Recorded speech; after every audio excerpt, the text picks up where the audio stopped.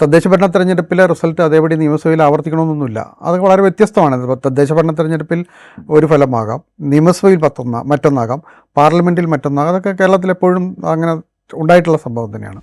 ഇടതുപക്ഷത്തോടൊപ്പം ചേർന്ന് നിന്നുകൊണ്ട് UDF-നെ നിലമ്പൂർ പോലുള്ളൊരു മണ്ഡലത്തിൽ പരാജയപ്പെടുത്തിയ ഒരാളാണ് PV അൻവർ. മുഹമ്മദ് റിയാസ് അടക്കമുള്ളവരുമായിട്ടുള്ള ബന്ധം ഇവരൊക്കെ ആയിട്ട് ഊഷ്മളമായ ബന്ധമുള്ള അദ്ദേഹം കാട്ടുകടന്നൽ എന്നൊക്കെ കടന്നൽ രാജ എന്നൊക്കെയാണ് ഈ സൈബർ പോരാളികൾ അദ്ദേഹത്തെ ഒരു ഘട്ടത്തിൽ വിശേഷിപ്പിച്ചിരുന്നത്. അപ്പോൾ അങ്ങനെ ഒരാളെ കൊണ്ടു നിർത്തുകയാണ്. രാഷ്ട്രീയ കേരളത്തിൻ്റെ ആകെ ശ്രദ്ധ പിടിച്ചു പറ്റുന്ന രീതിയിൽ UDF ഒരു സ്ഥാനാർത്ഥി പ്രഖ്യാപനം നടത്തിയിരിക്കുകയാണ്. കേരളത്തിലെ തന്നെ ആദ്യത്തെ UDF സ്ഥാനാർത്ഥി ബേപ്പൂർ PV അൻവർ മത്സരിക്കുമെന്ന് ഉറപ്പായിരിക്കുകയാണ്. ഈ ഒരു സാഹചര്യത്തിൽ ആ വിഷയം കൂടിയാണ് നമ്മളിന്ന് ചർച്ച ചെയ്യുന്നത്. ബേപ്പൂരിൻ്റെ ഒരു രാഷ്ട്രീയ സാമൂഹിക സാഹചര്യങ്ങൾ എത്ര കണ്ട് ഒരുപക്ഷെ UDF-ൻ്റെ ഒരു ടാക്ടിക്സ് ആണെന്ന് തന്നെ പറയേണ്ടി വരും. ഈ ഒരു സമയത്ത് PV അൻവറിനെ സ്ഥാനാർത്ഥിയായി പ്രഖ്യാപിക്കുന്നതിലൂടെ ഇതുവരെ മുന്നണിയിലും പാർട്ടിയിലും ഉണ്ടായിരുന്ന ഒരുപക്ഷെ ചർച്ചകൾ, ഈ സ്ഥാനാർത്ഥി പ്രഖ്യാപനവുമായിട്ട് ബന്ധപ്പെട്ട വലിയ ചർച്ചകൾ മുന്നണിയിൽ നടക്കുന്നുണ്ട്, പാർട്ടിയിൽ നടക്കുന്നുണ്ട്. പലപ്പോഴും അഭിപ്രായ വ്യത്യാസങ്ങൾ മറനീക്കി പുറത്തു വരാറുണ്ട്. പ്രത്യേകിച്ച് UDF ആണ് അങ്ങനെ ആ ഒരു മുന്നണിയുടെ സ്വഭാവം കൂടിയാണ്. അത്തരത്തിൽ അത് മുന്നോട്ട് വരുന്ന ഇത്തരത്തിലുള്ള കാര്യങ്ങൾക്കൊക്കെ ഒരു അവധി കൽപ്പിച്ചുകൊണ്ട് തുടക്കത്തിൽ ഒരു വെടിക്കെട്ട് എന്നുള്ള നിരക്കി PV അൻവറിനെ സ്ഥാനാർത്ഥിയായി പ്രഖ്യാപിച്ചിരിക്കുകയാണ്. PV അൻവറിൻ്റെ സ്ഥാനാർത്ഥിത്വവും ബേപ്പൂർ മണ്ഡലത്തിൻ്റെ രാഷ്ട്രീയ സാഹചര്യങ്ങളൊക്കെയാണ് നമ്മളിന്ന് ചർച്ച ചെയ്യുന്നത്. ചർച്ചയിലേക്ക് സ്വാഗതം. നമസ്കാരം.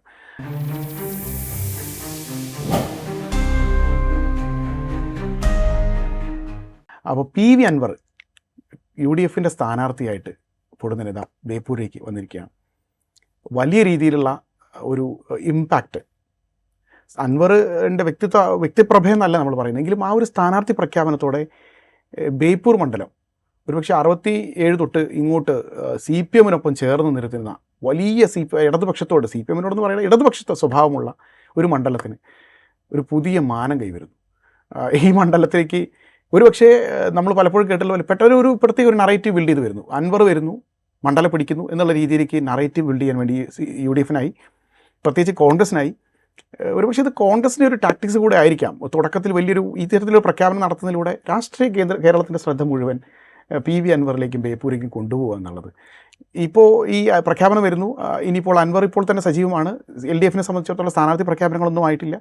മുഹമ്മദ് റിയാസ് തന്നെ ആയിരിക്കും അടുത്ത വട്ടവും സ്ഥാനാർത്ഥി എന്നാണ് ഏകദേശം നമ്മൾക്കൊക്കെ ഇപ്പോൾ കരുതാൻ ആവുന്ന കാര്യങ്ങൾ, ലഭിക്കുന്ന വിവരങ്ങളനുസരിച്ച്. ഒരുപക്ഷെ ഞാൻ മറ്റെവിടേക്കെങ്കിലും മാറി മത്സരിക്കണമെന്ന് മുഹമ്മദ് റിയാസിന് തോന്നാത്തിടത്തോളം കാലം ഈ മണ്ഡലത്തിൽ വലിയ മാറ്റങ്ങളൊന്നും ഉണ്ടാവാൻ സാധ്യതയില്ല എന്നുള്ളതാണ് നമ്മൾ കരുതുന്നത്. അപ്പം ഈ ഒരു മത്സരം ഇടതുപക്ഷത്തോട് ചേർന്ന് നിൽക്കുമ്പോൾ എന്ന് പറയുമ്പോഴും ഇടതുപക്ഷത്തിന് വലിയ രീതിയിലുള്ള വോട്ട് ചോർച്ച ഉണ്ടാകുന്നു എന്ന് നിരീക്ഷകർ വിലയിരുത്തുന്നൊരു മണ്ഡലം.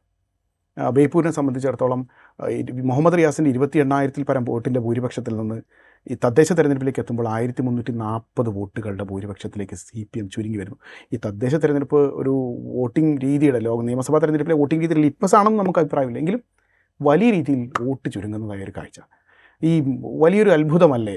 അത്തരത്തിലൊരു തിരിയൽ, അതായത് ഭരണവിരുദ്ധ വികാരം മണ്ഡലത്തിൽ ഉണ്ട് എന്നുള്ള ഈ UDF-ൻ്റെ ഇപ്പോഴത്തെയും അപ്പോഴത്തെയും ഒക്കെ ഉള്ള ഒരു നറേറ്റീവ് UDF കൊണ്ടുവരാൻ ശ്രമിക്കുന്ന ഒരു ഫ്ലാഗ്, ഒരു പ്രത്യേകത, ഒരു മുന്നറിയിപ്പ്, അല്ലെങ്കിൽ ആ ഒരു മുന്നോട്ട് വയ്ക്കുന്ന ഒരു ഐഡിയ, ആ ഒരു പ്രചരണ ആയുധത്തിന് കൃത്യമായി മൂർച്ച ഉണ്ടാക്കുന്നതല്ലേ ഇപ്പോഴത്തെ ഈ ഒരു സാഹചര്യം എന്ന് പറഞ്ഞു. എനിക്ക് തോന്നുന്നത് ബേപ്പൂരിൽ UDF ഒരു അജണ്ട നിശ്ചയിക്കുന്നതാണ്. ഈ തെരഞ്ഞെടുപ്പിൻ്റെ ഒരു അജണ്ട നിശ്ചയിക്കുകയാണ് യഥാർത്ഥത്തിൽ ചെയ്തിരിക്കുന്നത്. അതിന് പല കാരണങ്ങളുണ്ട്. ഒന്ന്, PV അൻവറിനെ ഈ കഴിഞ്ഞ കാലയളവിൽ നേരത്തെ ബിനോയ് സൂചിപ്പിച്ചതുപോലെ 87 മുതൽ കോൺഗ്രസിൻ്റെ കുത്തകയായിരുന്ന നിലമ്പൂർ മണ്ഡലം പിടിച്ചെടുത്തത് LDF-ന് വേണ്ടി പിടിച്ചെടുത്ത ആളാണ്. അദ്ദേഹവും മുൻ കോൺഗ്രസ്സുകാരനാണ്. അദ്ദേഹം പിടിച്ചെടുത്ത ഒരു മണ്ഡലമാണ് നിലമ്പൂർ മണ്ഡലം. ആ മണ്ഡലത്തിൽ 2 തവണ അദ്ദേഹം ജയിച്ചു. പിന്നീട് അദ്ദേഹം ഇടതുപക്ഷവുമായി ശക്തമായൊരു പോരാട്ടം നടത്തി. അതായത് മുഖ്യമന്ത്രി പിണറായി വിജയനെതിരെയായിരുന്നു അദ്ദേഹത്തിൻ്റെ ഒരു പോരാട്ടം എന്ന് പറഞ്ഞാൽ. സർക്കാരുമായിട്ടുള്ള നേരിട്ടുള്ള ഏറ്റുമുട്ടൽ.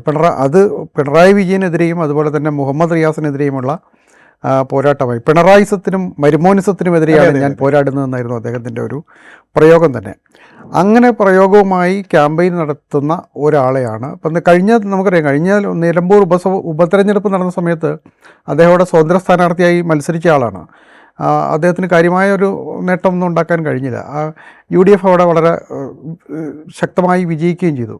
അപ്പോൾ അങ്ങനെ ഒരാളെ വീണ്ടും UDF-ലേക്ക് കൊണ്ടുവരികയും അദ്ദേഹത്തെ ഈ ബേപ്പൂർ മണ്ഡലത്തിൽ ഈ ഇടതുപക്ഷത്തിൻ്റെ ഏറ്റവും ശക്തി കേന്ദ്രങ്ങളിലൊന്നായ ബേപ്പൂർ മണ്ഡലത്തിൽ ഈ മന്ത്രിസഭയിലെ പ്രധാനപ്പെട്ട മന്ത്രിയായ മുഹമ്മദ് റിയാസിനെതിരെ കൊണ്ടുവന്ന് മത്സരിപ്പിക്കുകയും ചെയ്യുന്നതിലൂടെ ഒരു രാഷ്ട്രീയ സന്ദേശം, ഒരു മുന്നറിയിപ്പ് UDF കൊടുക്കുന്നുണ്ട്. വളരെ പ്രധാനപ്പെട്ട അവിടെ അൻവറിന് ഈ മുഹമ്മദ് റിയാസിനെ പരാജയപ്പെടുത്താൻ കഴിയുമോ എന്നൊക്കെ ഉള്ളതൊരു വലിയ ചോദ്യമാണ്. കാരണം ബേപ്പൂർ മണ്ഡലത്തിൻ്റെ ചരിത്രം പരിശോധിച്ചാൽ അത് ഒട്ടും എളുപ്പമുള്ളൊരു കാര്യമല്ല. ബേപ്പൂർ മണ്ഡലത്തിൽ കോൺഗ്രസ് സ്ഥാനാർത്ഥി ഒരു തവണയാണ് വിജയിച്ചതെന്ന് നമുക്ക് പറയാം. 1977 അന്ന് അടിയന്തരാവസ്ഥയ്ക്ക് ശേഷമുള്ള തിരഞ്ഞെടുപ്പിൽ കോൺഗ്രസ് ഈ ഐക്യമുന്നണി ഇന്ന് കേരളം തൂത്തുവാരിയെന്ന് നമുക്ക് പറയാം. അതായത് 111 സീറ്റ് നേടി അവർ കേരളം അക്ഷരാർത്ഥത്തിൽ തൂത്തുവാരിയ ഒരു സമയത്താണ് ബേപ്പൂർ മണ്ഡലം അവർ പിടിച്ചെടുക്കുന്നത്. അതിനു മുമ്പ് K. ചാത്തണ്ണി മാസ്റ്ററൊക്കെ ആയിരുന്നു അവിടെ CPMൻ്റെ സ്ഥാനാർത്ഥിയായിട്ട് അവിടെ ജയിച്ചത്. ഈ നമ്മൾ 77 ജയിച്ചു എന്ന് പറയുമ്പോൾ, കോൺഗ്രസ് സ്ഥാനാർത്ഥി ജയിച്ചു എന്ന് പറയുമ്പോൾ തന്നെ അവിടെ അന്ന് ഐക്യമുന്നണിയിൽ ഉണ്ടായിരുന്നത് കോൺഗ്രസിനോടൊപ്പം ആരൊക്കെ ഉണ്ടായിരുന്നെന്നും കൂടെ നമ്മൾ ആലോചിക്കണം. ഒന്ന് CPI ഉണ്ടായിരുന്നു, 2 RSP ഉണ്ടായിരുന്നു, ഇങ്ങനെ PSP ഉണ്ടായിരുന്നു. ഇത്തരം പാർട്ടികളൊക്കെ ഉണ്ടായിരുന്ന ഒരു മുന്നണിയാണ് 77 NP മൊയ്തീനെ അവിടെ ജയിപ്പിച്ചത് എന്ന് ആ ഒറ്റ തവണയാണ് യഥാർത്ഥത്തിൽ കോൺഗ്രസ് ജയിച്ചതെന്ന് പറയാം. രണ്ടാമത്തെ തവണ ഈ NP മൊയ്തീനാണ് 1980 അവിടെ നിന്ന് വീണ്ടും തിരഞ്ഞെടുക്കപ്പെടുന്നത് കോൺഗ്രസ് ആയിട്ട് തന്നെ. പക്ഷേ ആ കോൺഗ്രസ് ആൻ്റണി കോൺഗ്രസ് ആയിരുന്നു. ആ ആൻ്റണി കോൺഗ്രസ് 80 നായനാർ മന്ത്രിസഭ അധികാരത്തിൽ വരുമ്പോൾ ഇടതുപക്ഷ ജനാധിപത്യ മുന്നണി എന്നുള്ള ഒരു സംവിധാനം രൂപം കൊള്ളുകയാണ്. അത് അന്ന് CPM ഉണ്ടായിരുന്നു, CPI ഉണ്ടായിരുന്നു, കോൺഗ്രസ്സിലെ ആൻ്റണി ഗ്രൂപ്പ് ഉണ്ടായിരുന്നു, കേരള കോൺഗ്രസ് മാണി ഗ്രൂപ്പ് ഉണ്ടായിരുന്നു, RSP ഉണ്ടായിരുന്നു. അങ്ങനെ ഒരു സംവിധാനത്തിൻ്റെ ആണ് വീണ്ടും NP മൊയ്തീൻ വീണ്ടും അവിടെ നിന്ന് തിരഞ്ഞെടുക്കപ്പെടുന്നത്. പിന്നീട് ഒരിക്കൽ പോലും UDFോ കോൺഗ്രസ്സോ ബേപ്പൂർ മണ്ഡലത്തിൽ ജയിച്ചിട്ടേയില്ല. അവിടുന്ന് ജയിക്കുക എന്നുള്ളത് വളരെ ബുദ്ധിമുട്ടുള്ള ഒരു കാര്യം കൂടിയാണ് UDFനെ സംബന്ധിച്ചിടത്തോളം. അങ്ങനെ ഒരു മണ്ഡലത്തിലാണ് ഈ മുഹമ്മദ് റിയാസിനെ 21 അവിടെ മത്സരിപ്പിക്കുമ്പോൾ തന്നെ ഇടതുപക്ഷത്തിന് ഉറപ്പുള്ളൊരു മണ്ഡലം എന്ന നിലയിൽ തന്നെയാണ് യഥാർത്ഥത്തിൽ അന്ന് മുഹമ്മദ് റിയാസ് അവിടെ മത്സരിക്കുകയും ജയിക്കും ഉറപ്പായിരുന്നു. ആ ഉറപ്പിൽ തന്നെയാണ് അദ്ദേഹത്തെ അവിടെ നിന്ന് മത്സരിക്കുന്നത്. അദ്ദേഹം അതിൽ വലിയ ഭൂരിപക്ഷം 28,700 ചില്ലാൻ വോട്ടുകളുടെ ഭൂരിപക്ഷത്തിൽ അദ്ദേഹം അവിടെ നിന്ന് ജയിക്കുകയും ചെയ്തു. 2 പ്രധാനപ്പെട്ട വകുപ്പുകൾ കൈകാര്യം ചെയ്യുന്ന ഒരു മന്ത്രിയായി, PWD വകുപ്പും ടൂറിസം വകുപ്പും കൈകാര്യം ചെയ്യുന്ന ഒരു മന്ത്രിയായി ഈ മന്ത്രിസഭയിലെ പ്രധാനപ്പെട്ട ഒരാളായി ഇന്ന് നിൽക്കുകയും ചെയ്യുന്നുണ്ട്. അപ്പോൾ അങ്ങനെ ഒരാൾക്കെതിരെയാണ് നേരത്തെ പറഞ്ഞ PV അൻവർ ഒരു പോരാട്ടത്തിന് ഒരുങ്ങുന്നത്. അപ്പോൾ അതെന്ന് പറഞ്ഞാൽ ഇപ്പോഴത്തെ നിലയിൽ ഒരു തെരഞ്ഞെടുപ്പ് അംഗം കുറിച്ചിരിക്കുന്നത് ബേപ്പൂരിലാണ്. ബേപ്പൂർ വളരെ ചരിത്ര പ്രാധാന്യമുള്ളൊരു സ്ഥലം കൂടിയാണ്. അപ്പോൾ അതാണ് ആ മണ്ഡലത്തിൽ ഇപ്പോൾ ഉള്ള തെരഞ്ഞെടുപ്പിൻ്റെ ഒരു പ്രാധാന്യം എന്ന് പറയുന്നത്. നേരത്തെ ബിനോയ് പറഞ്ഞതുപോലെ ഇനിയുള്ള ചർച്ചകൾക്കുമൊക്കെ അപ്പുറത്തേക്ക് ബേപ്പൂരിനെ ഇപ്പോൾ രാഷ്ട്രീയ കേന്ദ്രമാക്കി മാറ്റാൻ UDFന് കഴിഞ്ഞിട്ടുണ്ട്. ഈ ബേപ്പൂരിൻ്റെ കാര്യം പറയുമ്പോൾ ബേപ്പൂരിൻ്റെ ഒരു അർബൻ സ്വഭാവം കൂടെ തന്നെ ആദ്യം പരിഗണിക്കേണ്ടതുണ്ടെന്ന് എനിക്ക് തോന്നുന്നു. ഈ ബേപ്പൂർ ഇപ്പോൾ കോഴിക്കോട് നഗരസഭയുടെ 41 മുതൽ 54 വരെയുള്ള വാർഡുകൾ, കടലുണ്ടി പഞ്ചായത്ത്, ഫറൂഖ്, രാമനാട്ടുകര നഗരസഭകളുടെ വാർഡുകൾ, ഇതെല്ലാം കൂടി ചേർന്നിട്ടൊരു ഒരു ഒരു മണ്ഡലമാണ്. അതുകൊണ്ട് ഇതിലൊരു നഗര സ്വഭാവമാണ്, അർബൻ നേച്ചറുള്ള ഒരു മണ്ഡലമാണ്. എനിക്ക് തോന്നുന്നു കുറച്ചുകൂടെ ഈ മത്സ്യത്തൊഴിലാളികൾ, ട്രേഡ് യൂണിയൻ, അങ്ങനെയുള്ള കുറച്ചൊക്കെയുള്ള ഒരു സ്വാധീന ശക്തികൾ ഉണ്ടെങ്കിലും ബേപ്പൂരിനെ സംബന്ധിച്ച് ഈ നഗര സ്വഭാവം കൊണ്ട് തന്നെ ഒരു രാഷ്ട്രീയ ബോധം ഒരു സ്റ്റാറ്റിക്കായി നിലനിൽക്കുന്ന ഒരു സാധനമാണെന്ന് നമുക്ക് പറയാൻ കഴിയും. അതൊരു വലിയൊരു പ്രശ്നമല്ലേ അവിടെ ഇപ്പോൾ? കാരണം ഇപ്പോഴത്തെ ഒരു രീതിയിൽ ഉള്ള മണ്ഡലത്തിൻ്റെ ഒരു വികാസം സംബന്ധിച്ച്. പക്ഷേ നഗര സ്വഭാവം എന്ന് പറയുമ്പോഴും അവിടുത്തെ ബേപ്പൂരിലെ പ്രധാനപ്പെട്ട ഒരു പ്രത്യേകത എന്ന് പറഞ്ഞാൽ ഈ മത്സ്യത്തൊഴിലാളികൾ, മറ്റ് തൊഴിലാളി വിഭാഗങ്ങൾ, സാമുദായികമായി എടുത്താൽ മുസ്ലിങ്ങളെപ്പോലുള്ള വിഭാഗങ്ങൾ, അതിലൊക്കെ ദരിദ്രരായ വിഭാഗങ്ങളൊക്കെ വലിയ തോതിൽ ഉള്ള ഒരു മണ്ഡലം കൂടിയാണ് ബേപ്പൂർ. ഒരുപക്ഷെ കമ്മ്യൂണിസ്റ്റ് പാർട്ടിയുടെ ഒരു പ്രധാനപ്പെട്ട മണ്ഡലമായി ബേപ്പൂർ മാറാനുമുള്ള ഒരു കാരണം അതുകൂടിയാണ്. അവരുടെ ഒരു സ്ട്രോങ് ഹോൾഡായി. ഇത് പറഞ്ഞപ്പോഴാണ് മറ്റൊരു രസവസ്തുത. അതായത് കഴിഞ്ഞ തെരഞ്ഞെടുപ്പിൽ ഈ മുഹമ്മദ് റിയാസിൻ്റെ തെരഞ്ഞെടുപ്പ് തന്നെ നമുക്ക് നോക്കാം. മുഹമ്മദ് റിയാസ് തിരഞ്ഞെടുക്കപ്പെടുന്ന തെരഞ്ഞെടുപ്പിൽ ഏകദേശം ഈ 2021 CPMൻ്റെ സ്ഥാനാർത്ഥിക്ക് കിട്ടിയ വോട്ട് എന്ന് പറയുന്നത് മണ്ഡലത്തെ ടോട്ടൽ വോട്ട് ഷെയറിന് 49.73%. അതായത് 51% വോട്ടുകൾ അപ്പോഴും പുറത്ത് നിൽക്കുന്നുണ്ട്. BJP പതിവായി പിടിക്കുന്നത് ഒരു 15 മുതൽ 18% വരെ വോട്ടാണ്. അപ്പോൾ BJPയുടെ വോട്ടിംഗ് ശതമാനം കുറഞ്ഞു വരുന്നൊരു പ്രവണതയും നമുക്കവിടെ കാണാം. ഇത് പരിശോധിക്കുമ്പോൾ ക്രമേണ 2016 അപേക്ഷിച്ച് 21 എത്തുമ്പോൾ 2% കുറഞ്ഞിട്ടുണ്ട്. ഈ കുറഞ്ഞു വരുന്നൊരു പാറ്റേൺ, ഈ വോട്ടിംഗ് ശതമാനം ഇപ്പം നേരത്തെ ഞാൻ സൂചിപ്പിച്ച പോലെ 49.73% വോട്ട്, ഇതാണ് ഇടതുപക്ഷ മുന്നണിയുടെ സ്ഥാനാർത്ഥിയുടെ കിട്ടിയിട്ടുള്ള വോട്ട്. ഈ 49.73% എന്ന് പറയുന്നത് അങ്ങനെ കുറയ്ക്കാൻ പറ്റാത്തതൊന്നല്ല എന്നാണ് ഒറ്റ നോട്ടത്തിൽ തോന്നുക. എങ്കിലും ഇതൊരു ഉറച്ച വോട്ടാണെന്നുള്ളതാണ് ഇവിടുത്തെ രാഷ്ട്രീയ നിരീക്ഷകരെല്ലാവരും ചൂണ്ടിക്കാണിക്കുന്നത്. ഈ CPM-നെ സംബന്ധിച്ചിടത്തോളം പോൾ ചെയ്യപ്പെടുന്ന വോട്ടുകളെല്ലാം കൃത്യമായി ഉറച്ച വോട്ടുകളാണ്. വളരെ ചെറിയ മാർജിൻ വോട്ടുകളാണ് മാറ്റം വരിക എന്നാണ് രാഷ്ട്രീയ നിരീക്ഷകരെല്ലാവരും പറയാറ്. ഈ ബേപ്പൂരിനെ കുറിച്ച് പറയുമ്പോൾ പ്രത്യേകിച്ചും സ്ഥിരമായി കിട്ടുന്ന വോട്ടുകൾ, അതിൻ്റെ കൂടെ ചാഞ്ചാടുന്ന ഒരു 5-8% വോട്ടുകൾ അത്രയേ ഉള്ളൂ എന്നാണ് പറയുന്നത്. അത്ര ബലമുള്ള ഒരു മണ്ഡലത്തിലാണ് CPM-നെ സംബന്ധിച്ചിടത്തോളമുള്ള അതൊരു ധൈര്യം. പക്ഷേ അൻവർ ഇത് മാറ്റുമോ എന്നുള്ളതാണ്. അൻവർ മാറ്റാനുള്ള 2 സാധ്യതകളാണ് UDF-നെ സംബന്ധിച്ച് ഒരു അഡ്വാൻറ്റേജ് ഒരു സാധ്യത എന്ന് നമുക്ക് പറയാൻ കഴിയുന്നത്. അതിലൊന്ന്, കഴിഞ്ഞ തദ്ദേശ ഭരണ തെരഞ്ഞെടുപ്പിൽ ഈ പറയുന്ന നഗരസഭകളിലെ വാർഡുകളും കോർപ്പറേഷനിലെ വാർഡുകളും ഈ 2 നഗരസഭകളുടെ വാർഡ് രാമനാട്ടുകരയും ഫാറൂഖും ഉൾപ്പെടെയുള്ള നഗരസഭകളിലെ വാർഡുകളും കടലുണ്ടി പഞ്ചായത്തുകളിലെ വാർഡുകളും ഒക്കെ എടുത്ത് പരിശോധിച്ചാൽ കഴിഞ്ഞ തെരഞ്ഞെടുപ്പിൽ 1340 വോട്ടുകളുടെ മുൻകൈ മാത്രമാണ് ഈ കഴിഞ്ഞ തെരഞ്ഞെടുപ്പിൽ തദ്ദേശ ഭരണ തെരഞ്ഞെടുപ്പിൽ LDF-നുണ്ടായിരുന്നു. നേരത്തെ ബിനോയ് പറഞ്ഞതുപോലെ തദ്ദേശ ഭരണ തെരഞ്ഞെടുപ്പിലെ റിസൾട്ട് അതേപടി നിയമസഭയിൽ ആവർത്തിക്കണമെന്നൊന്നുമില്ല. അത് വളരെ വ്യത്യസ്തമാണ്. തദ്ദേശ ഭരണ തെരഞ്ഞെടുപ്പിൽ ഒരു ഫലമാകാം, നിയമസഭയിൽ മറ്റൊന്നാകാം, പാർലമെൻറ്റിൽ മറ്റൊന്നാകാം. അതൊക്കെ കേരളത്തിൽ എപ്പോഴും അങ്ങനെ ഉണ്ടായിട്ടുള്ള സംഭവം തന്നെയാണ്. അപ്പോൾ ആ ഒരു വോട്ട് കുറയ്ക്കാൻ കഴിഞ്ഞു, ഇത്രയധികം കുറയ്ക്കാൻ കഴിയുമെന്ന് പറഞ്ഞാൽ UDF-ന് ജയത്തോടടുക്കാൻ കഴിഞ്ഞ ഒരു തെരഞ്ഞെടുപ്പായിരുന്നു തദ്ദേശ ഭരണ തെരഞ്ഞെടുപ്പിൽ ഉണ്ടായത്. അതാണ് അൻവറിനെ അങ്ങോട്ട് ആകർഷിക്കാനുള്ള ഒരു കാരണമെന്ന് ഞാൻ വിചാരിക്കുന്നത്. മറ്റൊന്ന്, ഈ അൻവർ എന്ന സ്ഥാനാർത്ഥിയാണ് രണ്ടാമത്തെ UDF-ൻ്റെ ഒരു പ്രധാനപ്പെട്ട ഒരു സാധ്യതാ ഘടകമായിട്ടുള്ളത്. അൻവർ നേരത്തെ പറഞ്ഞതുപോലെ ഒരു തരത്തിൽ രാഷ്ട്രീയത്തിൽ ചാവേറാണ്, സാഹസികനാണ്. അപ്പോൾ സാഹസികൻ എന്തിനേയും നേരിടാൻ തയ്യാറാണ്. അപ്പോൾ അദ്ദേഹത്തിൻ്റെ ഒരു പൊളിറ്റിക്കൽ മുദ്രാവാക്യമായി ഇപ്പോൾ തന്നെ പറയുന്നത്, ഞാൻ പിണറായിസത്തിനും മരുമോനിസത്തിനുമെതിരെയാണ് എൻ്റെ പോരാട്ടം, രാഷ്ട്രീയ പോരാട്ടം എന്ന നിലയ്ക്കാണ് UDF-ലേക്ക് വരുന്നതെന്നൊക്കെയാണ് അദ്ദേഹം പറയുന്നത്. അപ്പോൾ ആ നിലയ്ക്ക് ഈ 2 അനുകൂല ഘടകങ്ങൾ മാത്രമേ LDF-ൻ്റെ മുന്നിൽ ഇപ്പോൾ ഉള്ളൂ. അപ്പോൾ അത് അനുകൂലമാക്കി മാറ്റിയാൽ മാത്രമാണ് ബേപ്പൂർ എന്ന് പറയുന്ന ഒരു ഇടതുപക്ഷ കോട്ടയെ അട്ടിമറിക്കാൻ കഴിയുകയുള്ളൂ. മറ്റൊന്ന്, ഒരു തെരഞ്ഞെടുപ്പിൽ ഈ എളമരം കരീം മത്സരിച്ച സമയത്ത് ഈ വോട്ടുകളെ 5000 ഭൂരിപക്ഷമാക്കി മാറ്റാനും കഴിഞ്ഞിട്ടുണ്ട്. അതായത് കുറയ്ക്കാൻ കഴിഞ്ഞു എന്നുള്ളൊരു സംഗതി കൂടെ അവിടെ നിലനിൽക്കുന്നുണ്ട്. പക്ഷേ ഇപ്പോഴത്തെ അവസ്ഥയിൽ മുഹമ്മദ് റിയാസ് വളരെ പ്രധാനപ്പെട്ട ഒരു സ്ഥാനാർത്ഥിയാണ്. അദ്ദേഹത്തിന് പല തരത്തിലുള്ള പ്രതിച്ഛായകളുണ്ട്. മന്ത്രി എന്ന നിലയ്ക്കുള്ള പ്രതിച്ഛായകളും മറ്റു തര രാഷ്ട്രീയ ബന്ധങ്ങളും ഒക്കെയുള്ള ഒരു ആളെന്ന നിലയ്ക്ക് അദ്ദേഹത്തെ നമുക്ക് ആ നിലയ്ക്ക് വോട്ട് കുറയ്ക്കുമോ എന്ന് നമുക്കറിയില്ല.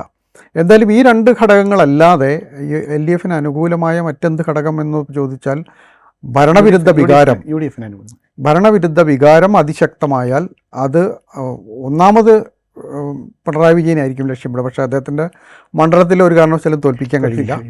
രണ്ടാമത് ഭരണവിരുദ്ധ വികാരം പ്രകടമായി ചെലുത്താവുന്ന ഒരാളെന്ന് പറയുന്നത് മുഹമ്മദ് റിയാസ് ആയിരിക്കും. അതാണ് UDF പറയുന്നത്. അതായത് മുഹമ്മദ് റിയാസിനെ തോൽപ്പിക്കാൻ, അല്ലെങ്കിൽ മുഹമ്മദ് റിയാസിൻ്റെ ഈ മണ്ഡലത്തിൽ തിരിച്ചടി കൊടുക്കാൻ കഴിഞ്ഞാൽ സർക്കാരിനെതിരെ മൊത്തത്തിലുള്ള ജനങ്ങളുടെ ഒരു വിധിയെഴുത്തായിട്ട്, അല്ലെങ്കിൽ മറ്റൊരു രീതിയിൽ അതിനെ അങ്ങ് വ്യാഖ്യാനിക്കും.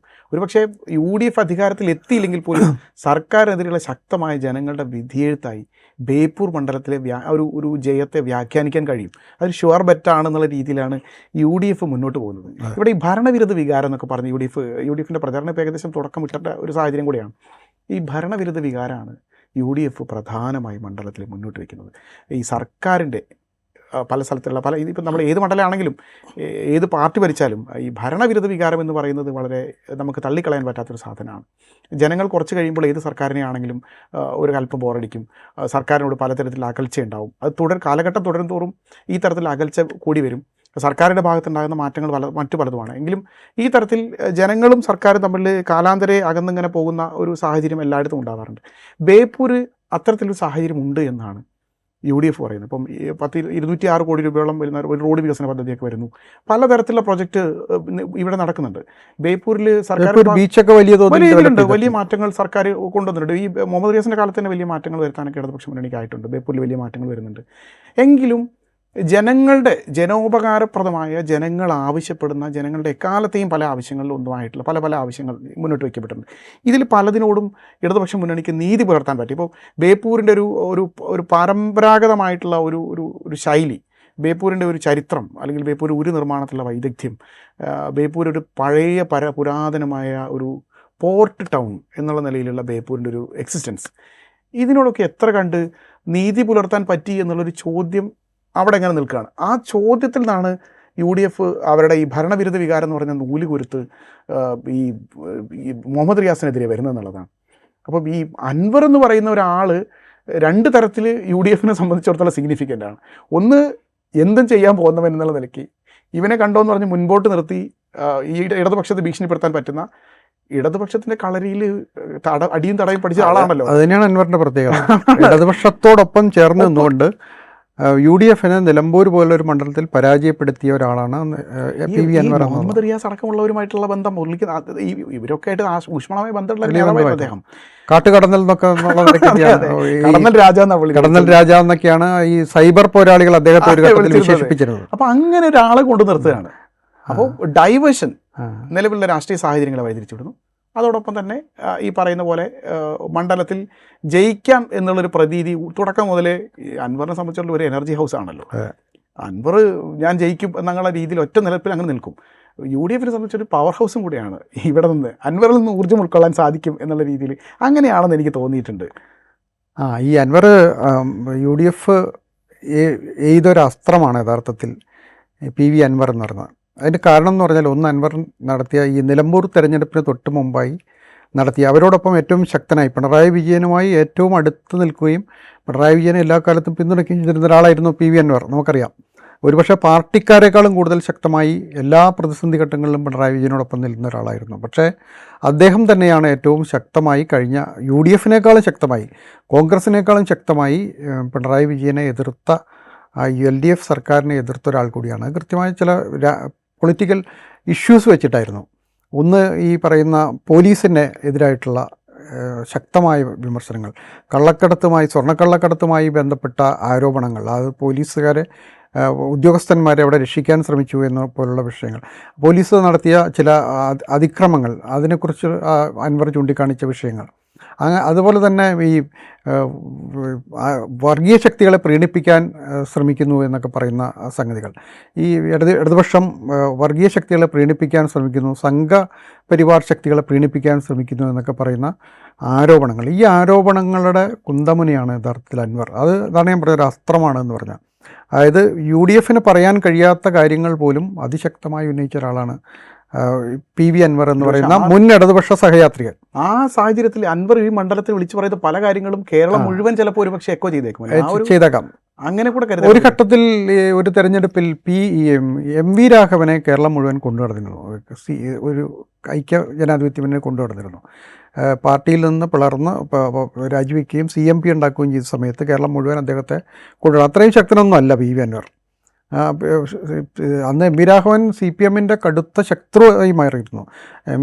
MV രാഘവനെ അന്ന് വധിക്കാൻ ശ്രമിച്ചു, പലവട്ടം നിയമസഭയിൽ ഉൾപ്പെടെ അദ്ദേഹത്തെ ആക്രമിച്ചു. ഇങ്ങനെ പലതരത്തിലുള്ള അത്രയും കരുത്തനായിരുന്ന ഒരാളായിരുന്നു. പാർട്ടി വിട്ടുപോയതിനു ശേഷവും MV രാഘവൻ, പിന്നീട് കൂത്തുപറമ്പ് വെടിവെപ്പുണ്ടാകുന്ന സമയത്ത് അതിശക്തമായി MV രാഘവനെ ഏത് തരത്തിലും നേരിടുമെന്നുള്ള സ്ഥിതിയിലേക്കൊക്കെ വന്നു. അവസാനത്തെ കാലത്ത് അദ്ദേഹം CPMമായി അടുത്തു എന്നുള്ളത് വേറൊരു കക്ഷി ഇതാണ്. അപ്പോൾ അതിൻ്റെ അത്രയൊന്നും കരുത്തനൊന്നും അല്ല എങ്കിൽ പോലും PV അൻവർ അവരോടൊപ്പം നിന്നുകൊണ്ട് ഇവർക്കെതിരെ പോരാടുന്ന ഒരാൾ എന്നുള്ള നിലയ്ക്കാണ് ഇത്. ഈ ബേപ്പൂരിൽ PV അൻവർ ജയിക്കുകയോ തോക്കുകയോ എന്നുള്ളത് രണ്ടാമത്തെ കാര്യമാണ്. മറിച്ച് PV അൻവറെ ഉപയോഗിച്ചുകൊണ്ട് ഈ LDFനെതിരെയുള്ള ഒരു രാഷ്ട്രീയ പോരാട്ടത്തിന് തുടക്കം കുറിക്കുകയാണ് യഥാർത്ഥത്തിൽ ബേപ്പൂരിൽ ചെയ്തിരിക്കുന്നതെന്നാണ് എനിക്ക് തോന്നുന്നത്. ആ നിലയിൽ തന്നെയാണ് PV അൻവർ ഒരുപക്ഷെ സ്ഥാനാർത്ഥിയായി പ്രഖ്യാപിക്കുന്നതിന് മുമ്പ് തന്നെ അദ്ദേഹം ബേപ്പൂരിലെത്തി. ഏതായിരിക്കും അദ്ദേഹത്തിൻ്റെ മണ്ഡലം എന്നുള്ളത് ചർച്ചയായി. ഇപ്പോൾ തൃണമൂൽ കോൺഗ്രസിനെ ആദ്യം അസോസിയേറ്റ് അംഗമാക്കി UDFലെടുക്കുന്നു. അദ്ദേഹത്തിന് ഒരു സ്ഥാനാർത്ഥി, ഒരു സ്ഥാനം ഉറപ്പാണ് എന്നൊക്കെ വന്നെങ്കിലും ഏത് മണ്ഡലത്തിൽ നിന്നാണ് അദ്ദേഹം മത്സരിക്കുക എന്നുള്ള ചോദ്യം പലപ്പോഴും ഉയർന്നു വന്നിരുന്നു. സുരക്ഷിതമായൊരു മണ്ഡലം വേണമെന്നുള്ള ആഗ്രഹം അദ്ദേഹത്തിന് ഉണ്ടാവുകയും ചെയ്തിരുന്നു. പക്ഷേ ബേപ്പൂരിൽ മത്സരിക്കണമെന്ന് ഒരു കോൺഗ്രസ് നിർദ്ദേശിക്കുകയാണെന്നാണ് അറിയാൻ കഴിഞ്ഞത്. പക്ഷേ അദ്ദേഹം അത് മടികൂടാതെ ഏറ്റെടുക്കുകയും ചെയ്തു.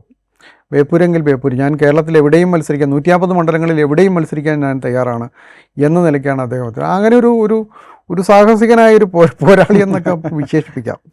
മാത്രമല്ല, ഇപ്പം അദ്ദേഹത്തിൻ്റെ ഒരു വ്യക്തിത്വത്തിൻ്റെ ഒരു പ്രത്യേകത എന്ന് പറഞ്ഞാൽ, അത് പ്രത്യേകതയാണോ എന്താണോ എന്നറിയില്ല. ഇപ്പം ഈ പറയുന്ന പിണറായി വിജയനെതിരെയും സർക്കാരിനെതിരെയും വലിയ ക്യാമ്പയിൻ നടത്തുകയും വലിയ ആരോപണങ്ങൾ ഉന്നയിക്കുകയും ഒക്കെ ചെയ്തതിന് ശേഷം അദ്ദേഹം കാണിച്ച ചില രാഷ്ട്രീയമായ അബദ്ധങ്ങൾ കൂടിയുണ്ട്. ഇപ്പം യു ഡി എഫിൻ്റെ പാളയത്തിലേക്ക് പോകുന്നതിന് തൊട്ടും അദ്ദേഹം തൃണമൂൽ കോൺഗ്രസിൻ്റെ കേരള ഘടകം രൂപീകരിക്കുന്നു.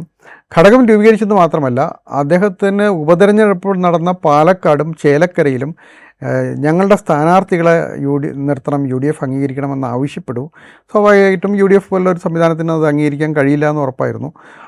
ഈ 2 സ്ഥലങ്ങളിലും അദ്ദേഹം സ്ഥാനാർത്ഥികളെ നിർത്തി കാര്യമായ ഇമ്പാക്റ്റ് ഒന്നും ഉണ്ടാക്കാൻ പറ്റിയില്ല. അതിനാണ് ഇവന്റ് മാനേജ്മെന്റും ഒക്കെ ആയിട്ട് ബന്ധപ്പെട്ടുള്ള അതൊരു ദയനീയമായൊരു തോൽവിയായിരുന്നു. പക്ഷേ മാത്രമല്ല, അദ്ദേഹം പിണറായി വിജയനെ എതിർത്ത അതേ ശ്വാസത്തിൽ തന്നെ വി ഡി സതീശനെതിരെയും വലിയ രൂപത്തിലുള്ള വിമർശനങ്ങൾ ഉന്നയിച്ചു. അങ്ങനെ വി ഡി സതീശൻ്റെയും കോൺഗ്രസിൻ്റെയും ഒക്കെ എതിർപ്പ് ക്ഷണിച്ചു വരുത്തുകയും ചെയ്തു. ഇവിടെ കൊണ്ട് അവസാനിച്ചില്ല. നിലമ്പൂർ ഉപതെരഞ്ഞെടുപ്പ് നടന്ന സമയത്ത് അദ്ദേഹം സ്വയം സ്ഥാനാർത്ഥിയായി ഞാനാണ് മത്സരിക്കേണ്ടതെന്നുള്ള മട്ടിൽ ആദ്യം രംഗത്ത് വരികയും ആര്യാടൻ ഷൗക്കത്തിനെ യു ഡി എഫ് സ്ഥാനാർത്ഥിയായി തീരുമാനിച്ചപ്പോൾ അതിൽ പ്രതിഷേധിച്ചുകൊണ്ട് ഇദ്ദേഹം അവിടെ സ്വയം സ്ഥാനാർത്ഥിയായി പ്രഖ്യാപിക്കുകയും അങ്ങനെ ഒരു വലിയ ഇമ്പാക്റ്റ് ഒന്നും ഉണ്ടാക്കാൻ കഴിഞ്ഞില്ല എങ്കിൽ പോലും എൻ്റെ കൂടെ ആളുകളുണ്ട് എന്നുള്ളൊരു തോന്നൽ നിലമ്പൂരിൽ ഉണ്ടാക്കാനൊക്കെ കഴിയും. ഇതിന് ശേഷമാണ് ഈ വീണ്ടും യു ഡി എഫുമായി ധാരണയിലെത്തുന്നത്. യു ഡി എഫ് അദ്ദേഹത്തിൻ്റെ ഒരു പത്തി താഴ്ത്തിയതിന് ശേഷമാണ് യഥാർത്ഥത്തിൽ യു ഡി എഫിലേക്ക് കൊണ്ടുവന്നതെന്ന് പറയാം.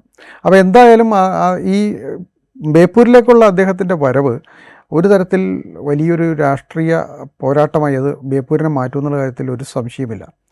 കാരണം അദ്ദേഹത്തിന് എന്തിനും തയ്യാറായ ഒരു നേതാവാണ് അദ്ദേഹം. പണത്തിന് പണവും ആളിന് ആളും ഒക്കെ ഇറക്കാൻ കഴിയുന്ന ഒരാളാണ്.